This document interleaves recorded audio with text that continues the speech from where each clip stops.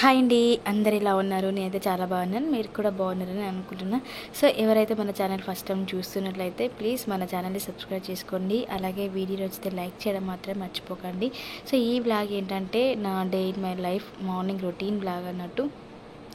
So ఇంకా morning లేవగానే tiffin కోసం అయితే నైటే నేను మినప్పప్పు నానబెట్టి పెట్టుకున్నాను. సో మనకు వడలు ఎప్పుడు చేసినా కానీ ఆయిల్ ఎక్కువ పీల్స్తూ ఉంటాయి కదా. సో ఆయిల్ పీల్చకుండా రావాలంటే నైట్ మినప్పప్పు నానబెట్టుకున్నప్పుడే మనం ఒక 2 స్పూన్ల బియ్యం వేసుకోవాలి. లేదంటే మినప్పప్పు ఒకటి నానబెట్టుకొని పిండి కలిపేటప్పుడు కానీ మీకు దగ్గర బియ్యపిండి ఉంటే బియ్యపిండి అయినా వేసుకోవచ్చు. బియ్యపిండి వేస్తే వడలు అనేవి క్రిస్పీగా వస్తాయి. సో ఈ వడలు ఎస్పెషల్లీ మా అత్తమ్మ కోసమే చేశాను. ఎందుకంటే ఊర్లో తనకి దోశలు పొంగనాలు తప్ప ఇంకా వేరే టిఫిన్ చేసుకోవడానికి రాదు. సో ఇక్కడ ఎక్కువ మేము ఇడ్లీ దోశలే చేసుకుంటాం కదా అనేసి ఇంకా అందరి కోసము వడలు అయితే చేశాను. ఇంకా దానికి కాంబినేషన్గా పల్లి చట్నీ చేశాను. ఇంకా ప్రతిదీ వీడియో తీయడానికి కుదరట్లేదండి. సో ఏదో నాకు కుదిరిన కాడికైతే వీడియో తీసుకొని ఒక బ్లాగ్ లాగా చేసుకుంటాను. ఇంకోటి వీడియో తీసుకున్న వాయిస్ ఓవర్ ఇవ్వడానికి కుదరట్లేదు, అస్సలు కుదరట్లేదు. సో పిల్లలు ఎప్పుడో ఒకసారి పడుకుంటున్నారు, వాళ్ళు పడుకున్నప్పుడు వీడియో ఎడిటింగ్ వాయిస్ ఓవర్ ఇచ్చుకోవాలనుకుంటే కష్టం అవుతుంది. ఎందుకంటే పడుకున్నప్పుడు నేను వీడియో ఎడిటింగ్ వాయిస్ ఓవర్ ఇచ్చుకుంటూ పెట్టుకుంటే ఇంట్లో పని అలానే ఉంటుంది. సో అందుకని కొంచెం ఇంట్రెస్ట్ అయితే పెట్టట్లేదు యూట్యూబ్ మీద.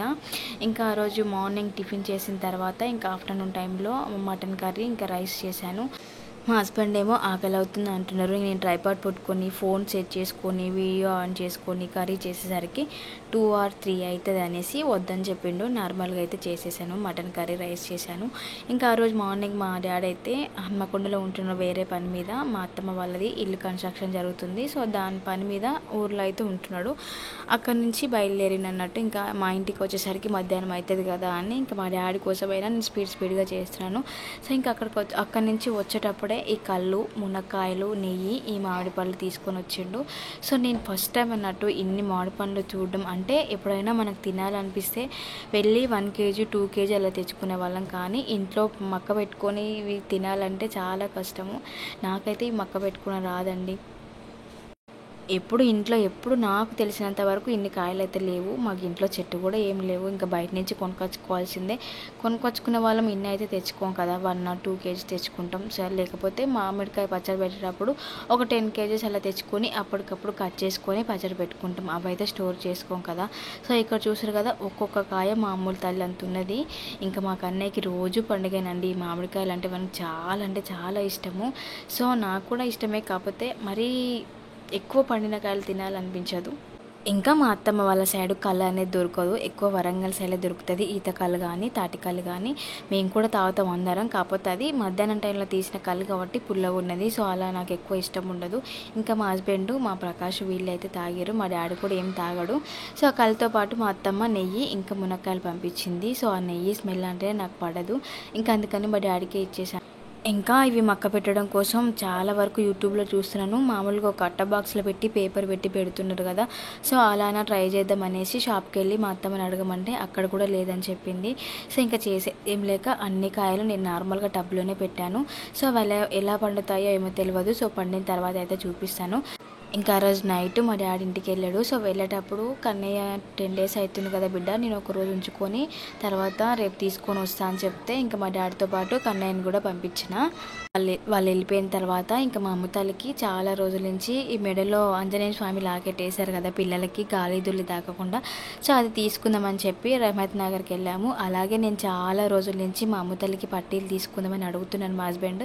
కాకపోతే కొంచెం మనీ అడ్జస్ట్ అవ్వక తర్వాత వెళ్దామని చెప్పారు. అండ్ తనకి లేవని కాదు, ఉన్నవి, కాకపోతే తనకు కరెక్ట్ సైజు లేవు. ఉంటే బాగా టైట్ అయిపోయినవి ఉన్నవి, అలాగే పెద్దవి ఉన్నవి.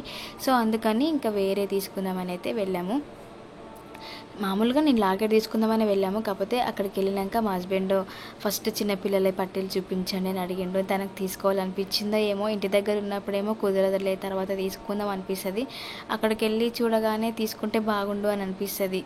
సో అలాగనే మా హస్బెండ్ అక్కడికి వెళ్ళి పట్టీలు అడిగిండు. సో ఫస్ట్ 6 తులాలు తీసుకున్నా. అవి వెయిట్ ఎక్కువ ఉండడం వల్ల పెట్టగానే ఏడుస్తుంది. మళ్ళీ అందుకని ఎక్స్చేంజ్ చేయించిన. మళ్ళీ 5 తులాలు తీసుకున్నా. సో వాటితో పాటు ఈ తన చేతికి ఉన్నాయి కదా సిల్వర్ బ్యాంగిల్స్ కూడా తీసుకున్నా. సో తులం వచ్చేసరికి ఆ రోజు మాకు 950 అలా పడింది. సో ఇంకా బ్యాంగిల్స్, పట్టీలు, ఇంకా అమ్మగానికి, ఇంకా మా రిష్కి ఇద్దరికి లాకెట్స్ తీసుకున్నాం ఆంజనేయ స్వామిది. సో టోటల్ బిల్ వచ్చేసరికి మాకు 7500 అలా అయింది. సో ఒక 500 అవుతుందిలే అని వెళ్ళాము ఒక లాకెట్ కోసం. కానీ అక్కడికి వెళ్ళి బ్యాంగిల్స్, పట్టీలు అన్నీ తీసుకున్నాము. పట్టీలు తీసుకున్నాక నాకంటే మా హస్బెండ్ ఎక్కువ హ్యాపీగా ఫీల్ అయ్యింది తన కాళ్ళకి చూసి. నేను పెట్టలేదు తనకి, వాళ్ళ డాడే పెట్టిండు. బ్యాంగిల్స్ కానీ, మెడల లాకెట్ కానీ, పట్టీలు కానీ అన్నీ మా హస్బెండే పెట్టిండు. పెట్టిన తర్వాత ఎందుకో తెలియదు తనకు తానే నవ్వుకుంటున్నాడు. చూస్తున్నారు కదా, నేను ఇంట్లో ఫ్యాన్ బంద్ చేసి మరీ వాయిస్ ఓవర్ ఇస్తున్నా, కానీ బయట నుంచి డిస్టర్బెన్స్ అయితే వస్తుంది, కొంచెం అడ్జస్ట్ అవ్వండి. సో ఈ వ్లాగ్ అయితే ఇంతేనండి. ఈ వీడియో నచ్చితే లైక్ చేయండి, అలాగే సబ్స్క్రైబ్